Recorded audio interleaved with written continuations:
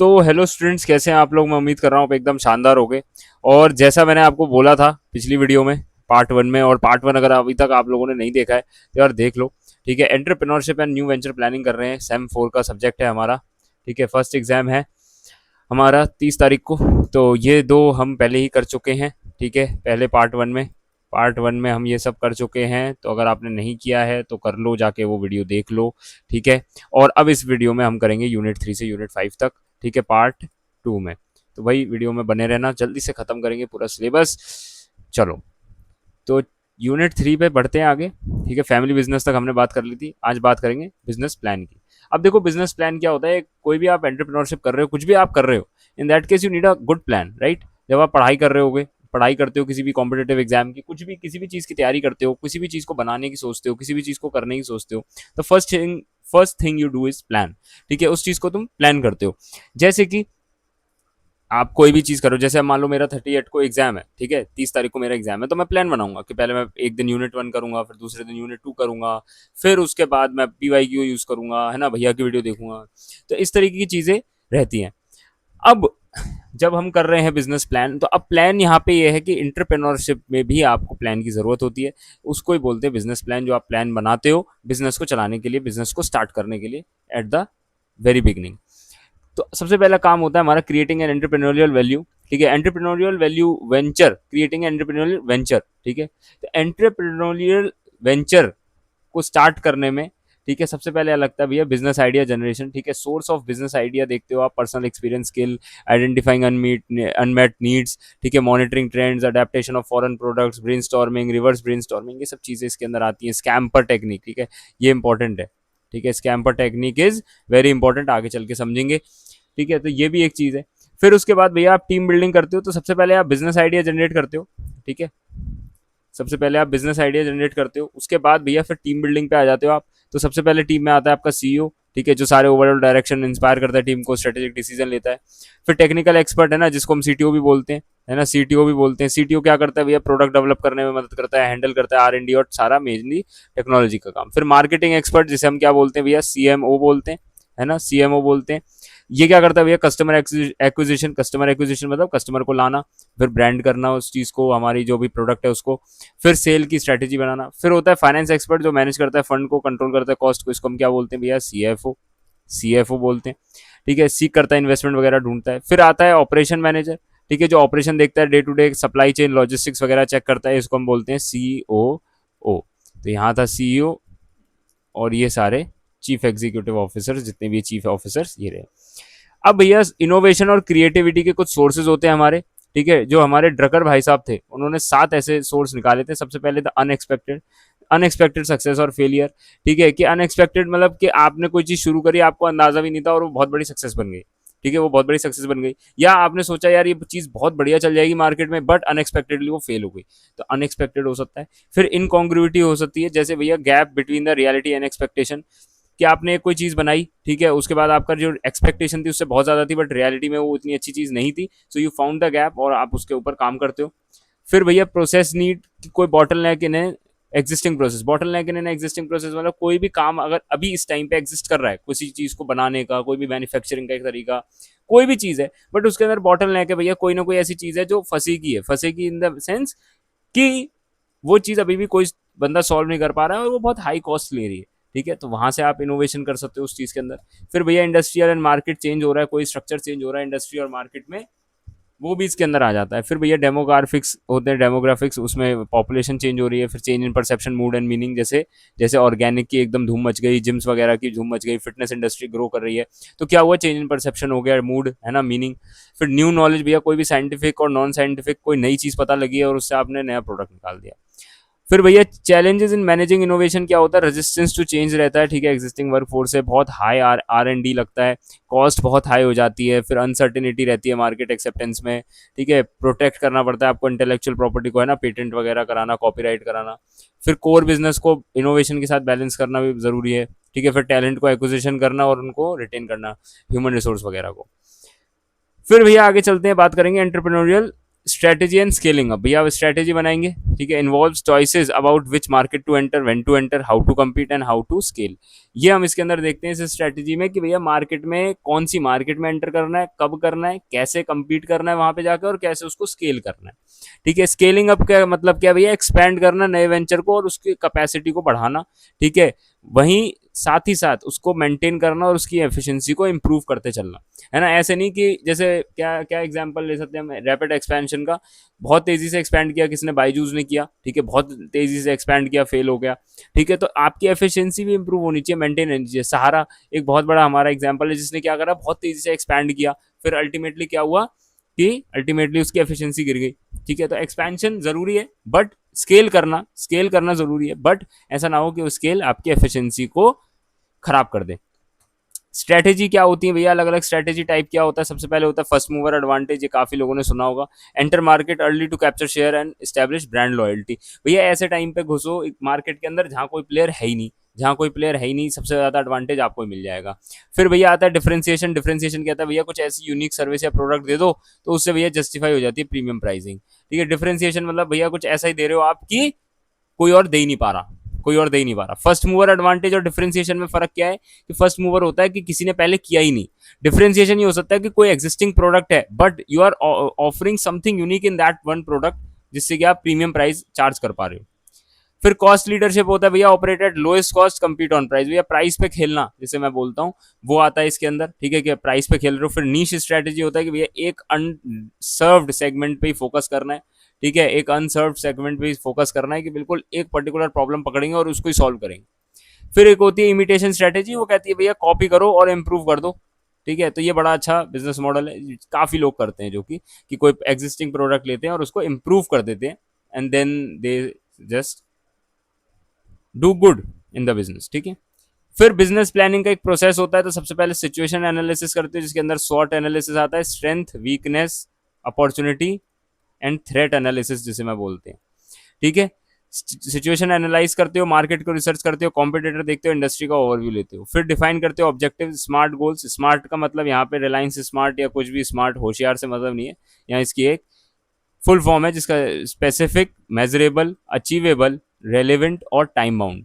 भैया objectives specific होने चाहिए, ठीक है, बिल्कुल ऐसे वेग नहीं होने चाहिए, हवा में नहीं होने चाहिए। मेजरेबल होने चाहिए मतलब किसी न किसी चीज़ में मेजर कर पाओ, जैसे सेल्स वगैरह होती है कि आपको मंथली टारगेट्स इतने अचीव करने।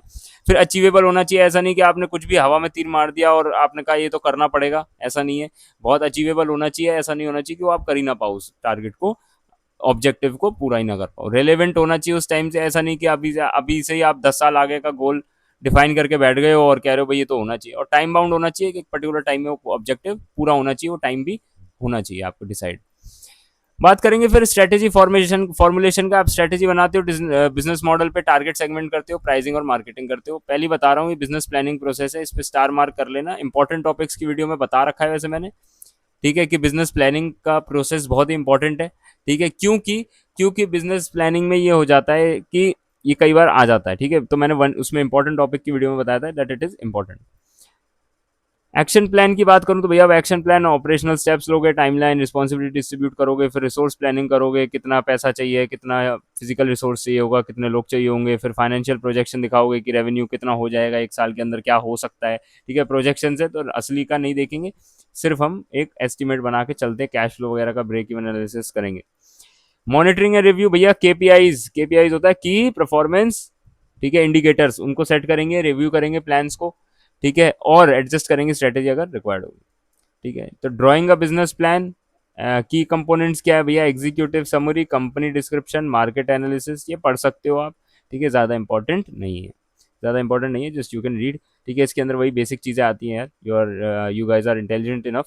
ठीक है, बाकी वैसे मैं बता देता हूँ, एग्जीक्यूटिव समरी में समरी होती है सारे प्लान की, कंपनी डिस्क्रिप्शन में कंपनी का सब लिखा होता है, मार्केट एनालिसिस में मार्केट के बारे में लिखा होता है जिसमें आप एंटर कर रहे हो, प्रोडक्ट सर्विस में आपका बताया होता है, मार्केटिंग सेल में आपका मार्केटिंग सेल का प्लान होता है, ऑपरेशन में ऑपरेशन का प्लान होता है, मैनेजमेंट टीम में टीम के बारे में बता देते हो आप, फाइनेंशियल प्लान में फाइनेंशियल बता देते हो। भैया यही सब है, कुछ है ही नहीं। फेलियर क्यों हो सकता है भैया, कॉमन रीजन क्या है भैया, अनरियलिस्टिक फाइनेंशियल प्रोजेक्शन दिखा दिया आपने, बहुत ही बड़े नंबर दिखा दिए कि हम एक साल के अंदर भैया 100 करोड़ की सेल कर लेंगे, 100 करोड़ की सेल कर लेंगे, जो कि पॉसिबल ही नहीं है, पॉसिबल ही नहीं है। ठीक है, पॉसिबल ही नहीं है। फिर इनसफिशिएंट मार्केट रिसर्च, आपने मार्केट रिसर्च ढंग से करी नहीं, कस्टमर की नीड को आप समझ ही नहीं पाए। फिर कंपटीशन को हल्के में ले लिया, आपने कहा अरे ऐसे थोड़ी ना, हम तो जीत जाएंगे, ऐसा नहीं है। हो सकता है कि कोई कछुआ हो, ठीक है, और आप खरगोश समझ के दौड़ पड़े और फिर आपको लगा कि अरे ये तो हार गए रेस हम। ठीक है, फिर कैश फ्लो को इग्नोर करना, वर्किंग कैपिटल से बाहर मतलब रन आउट हो जाना, रन आउट मतलब खत्म हो जाना वर्किंग कैपिटल। फिर टीम कंपोजिशन खराब होना, लीडरशिप ना अच्छी होना, फोकस कम होना, सबको सर्व करने की कोशिश करना। होता है ना, when you try to please everyone you please no one, वही चीज़ है कि जब आप सर्व करने की कोशिश करोगे सबको, किसी को सर्व नहीं हो पाता।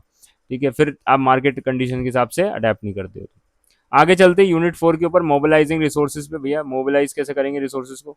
तो रिसोर्स मोबिलाइजेशन क्या है भैया? Identifying, attracting, securing resources required to start and grow a new venture. ठीक है, कि आइडेंटिफाई करना, अट्रैक्ट करना और सिक्योर करना रिसोर्सेज को जब आप नया वेंचर शुरू कर रहे हो। ठीक है, इसके अंदर भैया financial capital, human capital, physical asset, technology, social capital भी आता है।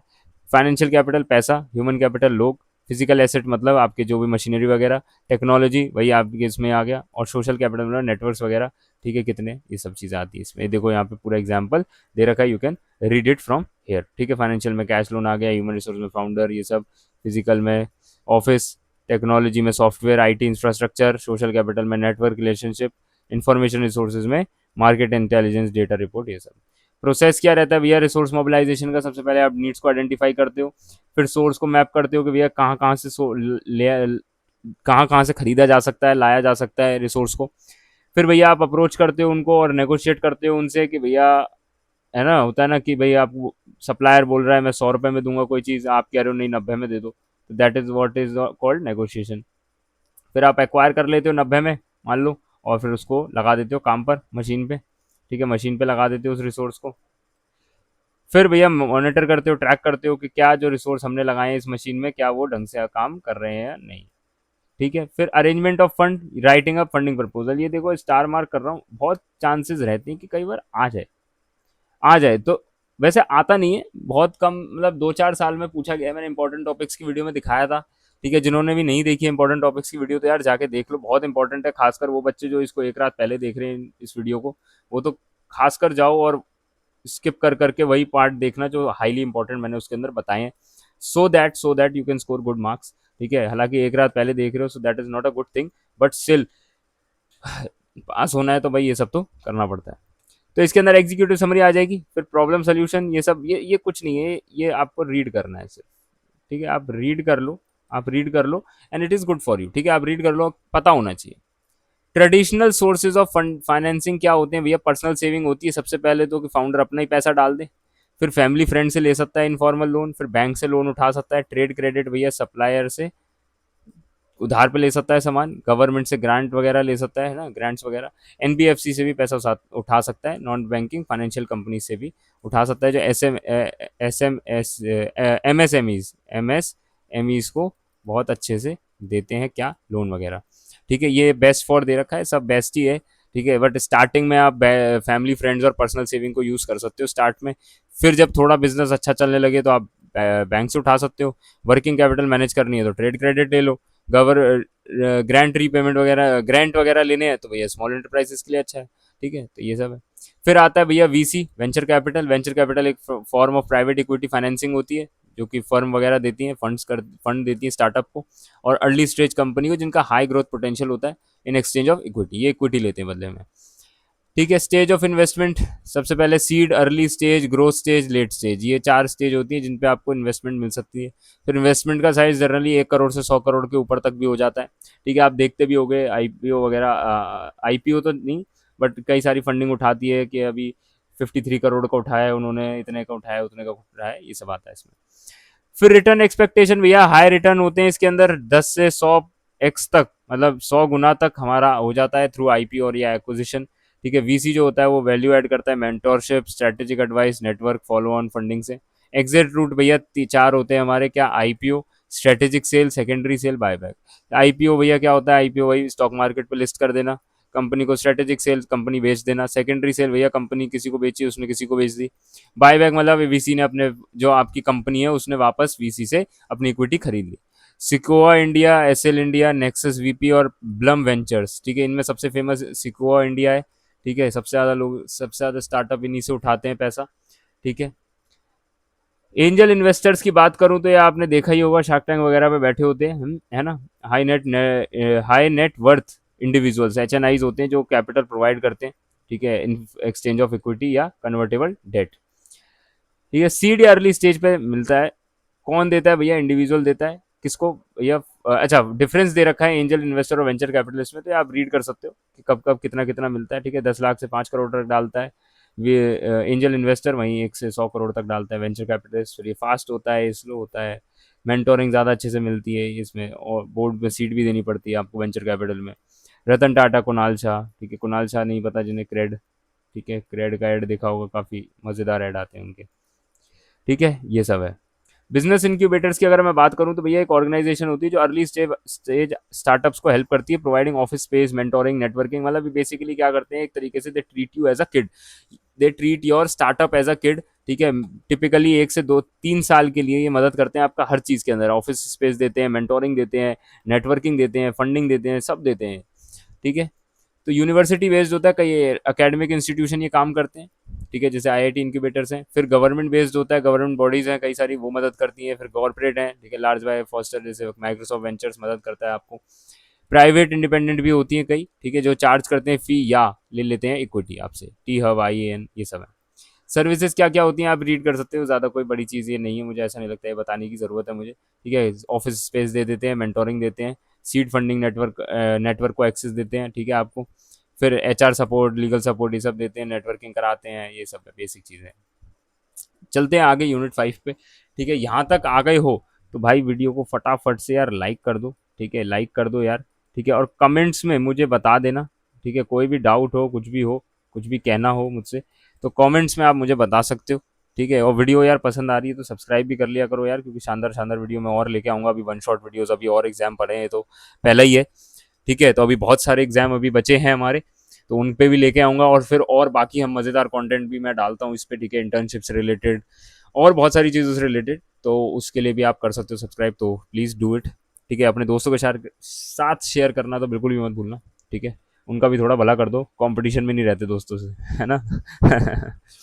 यूनिट 5 पे चलते हैं, फटाफट से ख़त्म करते हैं फिर इसके बाद वीडियो को। भैया मैनेजिंग फाइनेंस है ना, न्यू एंटरप्राइज। ठीक है, तो क्या क्या करना पड़ता है भैया? फाइनेंशियल मैनेजमेंट बहुत जरूरी है, जिसके अंदर हम प्लानिंग, ऑर्गेनाइजिंग, कंट्रोलिंग करते हैं फाइनेंशियल रिसोर्सेज का। बजटिंग आता है सबसे पहले भैया, मंथली क्वार्टरली बजट बनाते हैं। फिर कैश फ्लो मैनेजमेंट आता है, इनफ्लो आउटफ्लो देखते हैं पैसे का, कहाँ जा रहा है, कहाँ से आ रहा है। फिर भैया वर्किंग कैपिटल मैनेजमेंट होता है, डेटर्स को मैनेज करना, क्रेडिटर्स को मैनेज करना, और इन्वेंट्री को एफिशिएंटली चेक करना। फिर कॉस्टिंग में भैया वेरिएबल और फिक्स कॉस्ट को आइडेंटिफाई करते हैं, यूनिट कॉस्ट को कम करने की कोशिश करते हैं। ठीक है, प्रॉफिटेबल एनालिसिस होता है भैया, gross margin, net margin, ROI, EBITDA, ये सब ट्रैक करते हैं।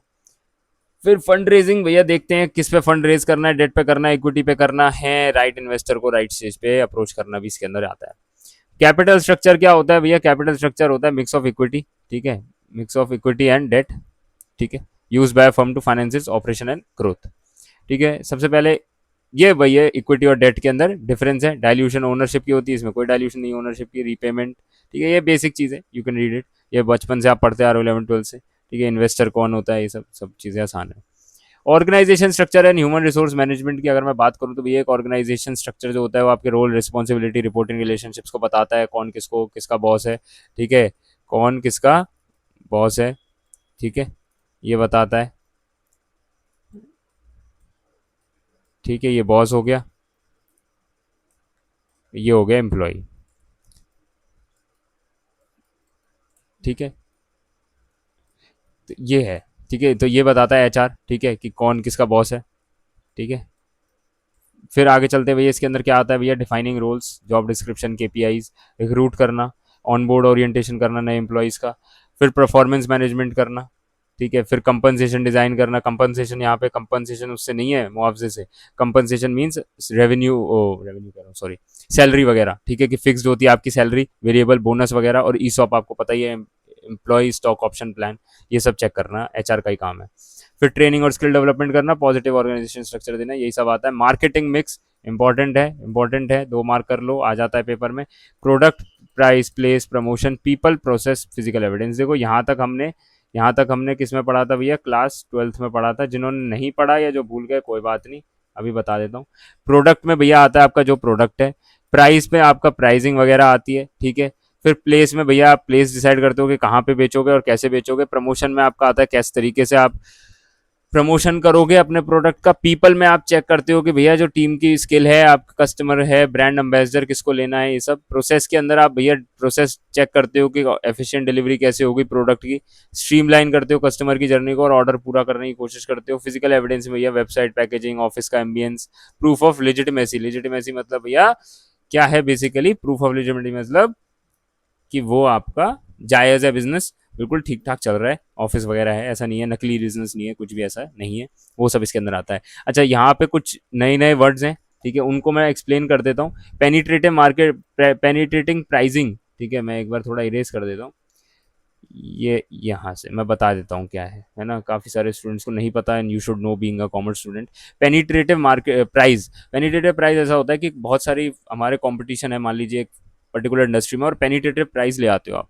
तो पेनिट्रेटिव प्राइसिंग वो प्राइसिंग होती है जहाँ पे आप एक ऐसा प्राइस लेके आ जाते हो जहाँ पर वो बहुत ही खतरनाक होता है, ठीक है, कि आप ऐसा प्राइस लेके आ गए कि सबके होश उड़ा दिए, ठीक है, वो होता है पेनिट्रेटिव, कि आप मार्केट को तोड़ रहे हो, ठीक है, यूजिंग योर प्राइस। फिर आता है स्किमिंग। स्किमिंग होता है भैया कि आप ऊपर ऊपर का जो टॉप लेयर होती है ना, स्किमिंग मीन्स, जैसे स्किमिंग का असली मीनिंग क्या होता है कि जब आप दही होती है, ठीक है, दही को जब आप चर्न करते हो, ठीक है, जब आप चर्न करते हो, एक ऐसा डिवाइस होता है एक छोटा सा, ठीक है, उससे आप जब आप चर्न करते हो तो उसके बाद एक झाग झाग से ऊपर आ जाते हैं यहाँ पे, ठीक है, झाग झाग से ऊपर आ जाते हैं, और झाग झाग से जो इस पूरे प्रोसेस होता है इसको हम स्किमिंग बोलते हैं।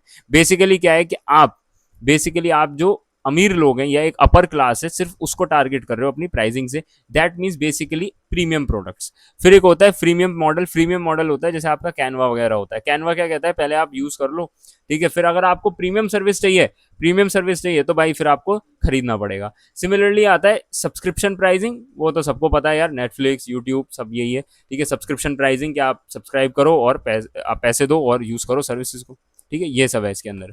सोशल मीडिया मार्केटिंग होती है, कंटेंट होती है, वर्ड ऑफ माउथ, ये सब आपको पता है, D2C ऑनलाइन मार्केट प्लेस, ये सब आपको पता है।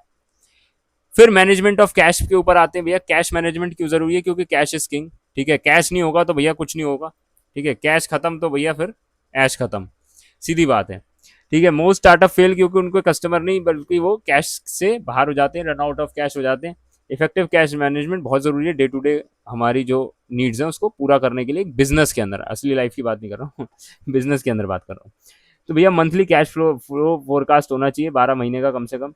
आपको हिसाब पता होना चाहिए कहाँ से पैसा आएगा कहाँ पे जाएगा। नेगोशिएट करना आना चाहिए फेवरेबल क्रेडिट टर्म्स को। फिर भैया इनवॉइस प्रॉम्प्टली जनरेट करना चाहिए, रिसीवेबल फॉलो करना चाहिए, कैश रिजर्व रखना चाहिए 3 से 6 महीने के खर्चों के लिए।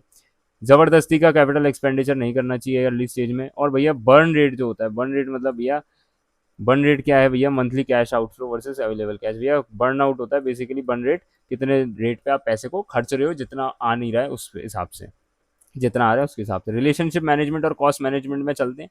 देखो यहाँ पे 18 में से 15 ही बचे हैं, तो बिल्कुल खत्म ही है ये खत्म ही है बस, ठीक है। रिलेशनशिप मैनेजमेंट की अगर मैं बात करूँ तो भैया building manage strong relationship with customer, supplier, investor, इनके साथ बहुत तगड़े रिलेशनशिप रखना, ठीक है। इनसे होता ही है कि भैया लॉन्ग टर्म सक्सेस होती है। बेसिकली आप कस्टमर को खुश रखोगे, सप्लायर को खुश रखोगे, इन्वेस्टर एम्प्लॉय को खुश रखोगे, तो सीधी बात है भैया लॉन्ग टर्म में तो सक्सेस मिलनी तय है। कस्टमर रिलेशनशिप मैनेजमेंट में भैया CRM आ जाता है, पर्सनलाइज सर्विस, लॉयल्टी प्रोग्राम, ये सब आ जाता है। फिर सप्लायर रिलेशनशिप मैनेजमेंट में reliable supply chain, favourable terms, ये सब आ जाता है। इन्वेस्टर रिलेशन, ठीक है, ट्रांसपेरेंट कम्युनिकेशन वगैरह करना, ये सब आ जाता है। कॉस्ट मैनेजमेंट तो भैया fix cost, variable cost, semi variable, overhead, ठीक है। इसके ये example rent, salary, insurance fix होती है। रॉ मटेरियल, शिपिंग वगैरह ये वेरिएबल है। सेमी वेरिएबल इलेक्ट्रिसिटी, ठीक है, सम सैलरी पार्टली फिक्स। फिर ओवरहेड कॉस्ट भैया एडमिन, लीगल, अकाउंटिंग, ये सब इनडायरेक्ट जो कॉस्ट होती है, ये मेन है, ठीक है, ये मेन है, ये पढ़ लेना, वेरी इंपॉर्टेंट, स्टार मार्क कर रहा हूँ। गवर्नमेंट इनिशिएटिव आ जाते हैं। स्टार्टअप इंडिया 2016 में लॉन्च हुआ था, ठीक है। टैक्स एग्जेम्पशन मिलती है इसके अंदर, टैक्स एग्जेम्पशन मिलती है 3 साल की। सेल्फ सर्टिफिकेशन होता है। फंड मिल जाता है भैया 10,000 करोड़ तक का, 10,000 करोड़ तक के फंड में से आपको फंड मिल जाता है, फंड ऑफ फंड्स, ठीक है, कि 10,000 करोड़ के फंड में से आपको फंड मिल जाता है, ठीक है। 10,000 करोड़ को फंड का क्या करेगा कोई कंपनी। मेक इन इंडिया भैया 2014 में लॉन्च हुआ था, प्रमोट करता है डोमेस्टिक मैन्युफैक्चरिंग को। आजकल फिर से कह रहे हैं हमारे प्रधानमंत्री जी मेक इन इंडिया करो, तो ये वही चीज़ है। PM मुद्रा योजना भैया, इसके अंदर 10 लाख तक का लोन मिल जाता है माइक्रो ऑर्गेनाइजेशन को। फिर स्टैंड अप इंडिया है, इसमें 10 से 1 करोड़ SC ST और वुमन एंटरप्रेन्योर्स को मिल जाता है। फिर अटल इनोवेशन में अटल इनोवेशन मिशन 2016 में लॉन्च हुआ था। अटल टिंकरिंग लैब्स बनी हुई है स्कूल में, मेरे स्कूल में भी थी। अटल इंक्यूबेशन सेंटर भी है। फिर डिजिटल इंडिया 2015 में आया था भैया। Digital infrastructure, e governance, digital literacy provide करता है। स्किल इंडिया, ठीक है, ये भैया स्किल ट्रेनिंग देता है 40 करोड़ यूथ को और सर्टिफिकेशन प्रोग्राम रन करता है। एमएसएमई स्कीम भैया बहुत सारी है, जिसके अंदर क्रेडिट गारंटी फंड होता है, सीएलसी एसएस होता है, जेड सर्टिफिकेशन, ये सब है। उद्यम पोर्टल बहुत जरूरी, उद्यम portal. National SC ST hub में भैया प्रोक्योरमेंट होता है, SC ST एंटरप्रेन्योर्स और मेंटरशिप प्रोवाइड करी जाती है उन्हें। ठीक है, ये बेसिकली वही की पॉलिसी फ्रेमवर्क है 1990 वाला बताया हुआ है, कुछ नहीं ज़्यादा। क्विक रिवीजन भैया, आप ये सब कर सकते हो, ये सब कुछ आपको मिल जाएगा। ठीक है, कहाँ पे मिल जाएगा भैया, ये सब कहाँ पे मिल जाएगा? आपको मिल जाएगा सिंघा एकेडमी व्हाट्सएप कम्युनिटी पे भैया, व्हाट्सएप कम्युनिटी पे मिल जाएगा। ठीक है, तो उसको ज्वाइन करना बिल्कुल मत भूलना। लिंक आपका, ठीक है, लिंक आपका कहाँ है? डिस्क्रिप्शन में। ठीक है, डिस्क्रिप्शन में है। डिस्क्रिप्शन में प्यारा सा एक लिंक है, जिससे आप व्हाट्सएप कम्युनिटी ज्वाइन कर सकते हो सिंघा एकेडमी की। ठीक है, वहाँ पे ये सारे नोट्स वगैरह मैं शेयर करता हूँ। बाकी कोई भी टिप्स होती है, कोई भी इंपॉर्टेंट अनाउंसमेंट है, कुछ भी है, वो भी मैं वहाँ पे शेयर करता हूँ। यहाँ पे हमारा सिलेबस खत्म हो जाता है एंटरप्रेन्योरशिप का। आगे करेंगे और सब्जेक्ट्स के बारे में बात करेंगे। तब तक के लिए thank you guys for watching this video, and I will see you next time.